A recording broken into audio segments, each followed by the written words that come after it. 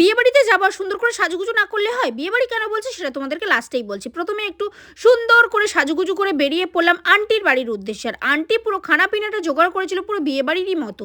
তো মামাম্মির সাথে এখানে একটুখানি খেলা করছিলাম। প্রথমেই ছিল এখানে চানা মশলা, তার সাথে রাধাবল্লভী ছিল আর দারুণ রান্না করেছিল। আন্টি সিরিয়াসলি সব রান্নাই খুব অসাধারণ বানায়।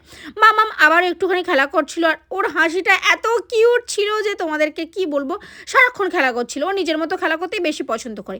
এখানে ছিল ছানা, পায়েস ছিল, তারপরে আবার একটুখানি রেস্ট করলাম। মানে সারাদিনটা বলতে গেলে খাওয়া আর খাওয়া, কারণ আন্টির বাড়ি বলে কথা, স্পেশাল তো কিছু থাকবে, ওই জন্য বললাম বিয়ে বাড়ি। তো লাঞ্চে ছিল এখানে বিরিয়ানি, স্যালাড, তারপরে মাংস কষা, চাটনি ছিল, দারুণ রান্নাবান্না। সব রান্নাবান্নাই কিন্তু আন্টি একার হাতে করেছে আর রান্নাবান্নার তুলনা নেই, অতুলনীয় রান্নাবান্না হয়েছিল। তারপর আন্টির বাড়ি থেকে চলে আসলাম সন্ধেবেলা আর তারপরেই চলে গেছিলাম হচ্ছে আইব্রো করতে, কারণ আইব্রোটা করা দরকার ছিল। আজকের ভিডিওটা এই অবধি, আজকের মতো আসি, টাটা।